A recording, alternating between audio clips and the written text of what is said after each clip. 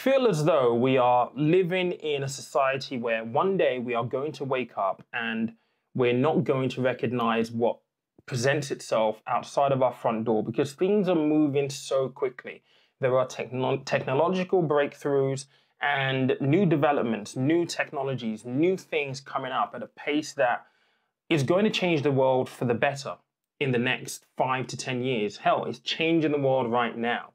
And you only need to have a look at, news like this. The final bid, David, $69 million. Oh my gosh. As of 6 months ago. What? To understand that investing is changing and asset classes are changing. It's only 2, maybe 3 weeks ago, we were talking about the stock market, the tech sector taking a bit of a boom, and it feels as though out of the ashes of that has arisen a new asset class that everyone's been asking me about over the last week and a half, and I had to make a video on. So we're going to talk a little bit about NFTs. Can you make money from them? How do you make money from them?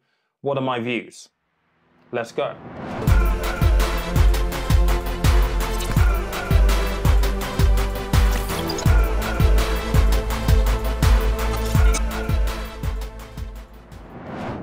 All right, so let's talk about the terminology, because I think language and words can make things sound a lot more complex than they need to be. And when you really strip it back, boil it down to its essence, it's very, very simple. So what do the terms fungible and non-fungible mean? Now, fungible essentially means that something is replaceable, that it's interchangeable. You could be gifting or giving something of value, but in order for you to receive that same value back, you don't need to receive the identical item. So for example, I could lend you £10 and say, I want my money back next week. Next week, you don't have to give me back the same £10 note. You could give me a different £10 note. You could give me 2 £5 notes or 5 £1 coins and 1 £5 note. The point is, I'm still getting the same value back, but not using the same identical £10 note that I gave you in the first instance. Non-fungible essentially alludes to the opposite of fungible. It means that essentially it isn't replaceable, it isn't interchangeable. It alludes in this context to digital assets that are unique, that are rare, that are scarce, that cannot be replaced. They're not interchangeable. So in the context of a token, it is essentially a certificate of authenticity that is verifiable on the blockchain. It's like buying a Rolex. You get a certificate of authentication with your Rolex. The same thing applies simply for digital assets. So how can you make money using NFTs? Okay, so the first way that you can make some money using NFTs is to try and get into an NFT project early. Now, that might sound really, really easy, and there's a lot of videos out there at the moment talking about NFTs. It's such a hype right now. But actually, it requires a little bit of due diligence and research, because you have to know what you're going into. You have to be able to identify and spot a suitable project. One that a lot of people are talking about right now is Flow, because of the work that they're doing with the NBA and the trading cards there. And they've got one at the moment, which Top Shots, I think they're called, that is selling for like $208,000 right now. Really, really big. So you have to be able to do your research to understand which products you want to follow, that you could potentially get in early with. That means that they're producing something that you could potentially purchase, and of the notoriety that it receives, be able to make a little bit of money. A prime example of this is an outfit in Switzerland called Hash Masks. And this is their website right here. They released a hold of digital art pieces a couple of months ago. All of them sold at varying prices because of the way they released them. But look at this art, these artworks. These are digital art pieces. But you can see here that they've sold 3 at over 100 Ethereum coins. I mean, that's a lot of money, guys. It's a huge sum of money. So trying to get into projects like this, and there's a lot of them at the moment, which leads me on to the second point, actually, that are up for resale. And that is the second way that you can make some money. It's reselling some of the digital art or whatever it is that you get into early from this project, from step 1, that means that you could sell at value. Now, when you go to websites like OpenSea, for example, This is one of the hash masks. It was on for sale because it's just literally just ended for 4,758. And when you come down to the bottom here, you can actually see the history of this. So you can see when it was created 2 months ago. And you can see at the first offer for this was 0.43 Ethereum, right? And you can see how the demand for this, the offers for this have increased in prices, in price. And now this is where it's really important to kind of understand that, in order for you to make money using this, if you're going to try and resell digital artwork or domain names or whatever it is, collectibles, for example, there has to be a market there. There has to be someone who is willing to buy what you're selling. Now, in this example, the offers up to about, let's go right up to a day ago, were 1.27, 1.28. 1.27 Ethereum was pretty much the highest offer that this has actually received. There's one on here 20 hours ago. What's that? 2,299. That's using Bitcoin though, so it didn't really meet his target. But he's put this on for $4,758, which is 2.66 Ethereum. Now, there has to be a market. This sale has ended. He hasn't sold this because there isn't anyone at this point in time with the appetite to buy this piece of artwork for the amount that he's selling it for. That doesn't mean that you can't make any money. It just means that you need to be able to do your homework and be able to gauge your market. So if you bought it, for example, for 0.1 of an Ethereum, would you take it at 1.27? Should this guy have taken it at 1.27 and made a profit? Possibly.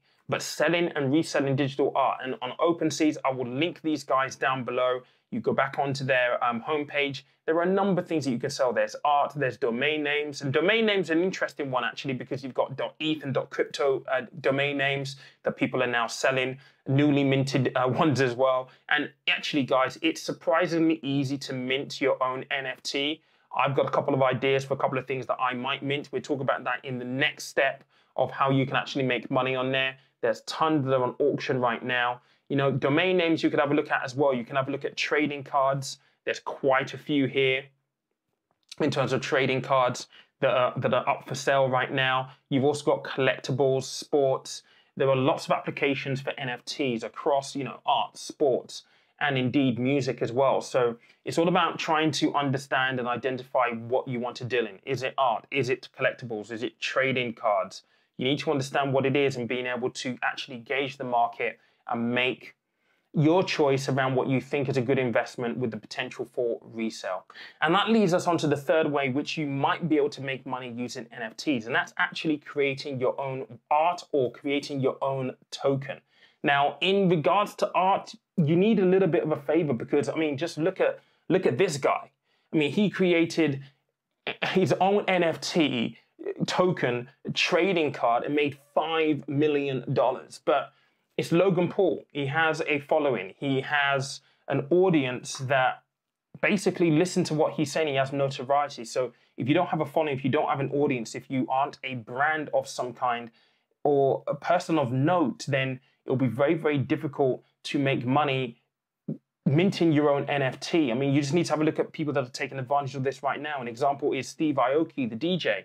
He made $1.95 million in 5 minutes with 2 NFT tokens. It is absolutely crazy right now. But with OpenSeas, and again, we're going to go back over to OpenSeas. Again, you've got domain names in there. Have a look at what you can mint in terms of domain names. You can buy .eth, you can buy .crypto domain names right now. I'll link a couple of places where you can go and do your research on that. But if you're able to find a domain name that you feel is going to be popular, then buying a .eth or a .crypto one could put you in a position where you're buying something that will increase in value because you know what? There might be a brand, a company that wants to buy that domain name a bit later on. So those are just 3 ways, but I think there is a bigger question afoot here that I do want to address in this video, and that is the question of, is this a bubble? The answer to that is, I don't know. At least I don't think it is right now. I said this at the beginning of the video. I feel as though we need Neo to kind of like save us because I feel like at some point we're going to be in the matrix where the machines are going to take over. Things are moving at such a fast pace. Technology is expanding so rapidly that with this come opportunities. And with the applications within sports, within music, within art, and so many other areas, I think that this is just the start. This is just the beginning of how NFTs can be used to really ensure that new markets arise and people make money doing so. And I'm all for that. It might not be the traditional route of investing. I think that will still play its part, but I think this is still at its infancy, and I'm interested to see where this is actually going to go.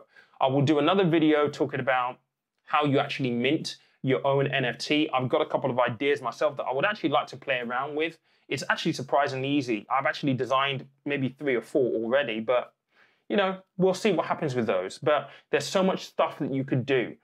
I could mint things from the YouTube channel, for example, pretty easily. So I'll do a separate video on that. But guys, what do you think? Do you think this is something that will grow? Do you think it's a fad? Do you think it's a bubble? Regardless of whether you see this as a bubble or not, I think it's really important to understand that bubbles aren't necessarily a bad thing. Just look at the music industry and CDs. The CD era revolutionized the way people consumed music. It really, really did. Then you think about how, you know, Walkmans and that progression through Walkmans to CDs to, you know, your iPods, right? Who remembers iPods, right? We don't have them anymore. They have been replaced by better, more efficient technology. And that is the way that technology is. You know, it will always push us forward, help us do things more efficiently, in better ways, in different ways. And I'm really excited to see where this whole NFT market is actually going to lead. In fact, I need to ring my boy, Jungle Boy, because he's a producer, and he needs to be put down on this if his team haven't already told him. But guys, what do you think? Let me know. Give me some comments below. And as always, if you've not listened to the podcast, it is Friday. Come on, guys, get over there. It's a cracker this week. We're talking about digital investing. So we've also got our live on Sunday. So I'll be happy to take some questions. On Sunday, we're fast approaching ISA season right now. I'm aware of that. I will be doing a workshop next Saturday, specifically on ISA, where I can get into some really, really deep detail about ISAs, everything that you need to know about them. This is a little bit of artwork for it right there. Tickets are £19. It's going to be hosted via Zoom. It will be recorded. If you can't attend, you will receive a link to the recording as well, so you can always watch it back. So if you do have questions on ISAs, if you ask on Sunday, it's probably going to be a very, very quick answer.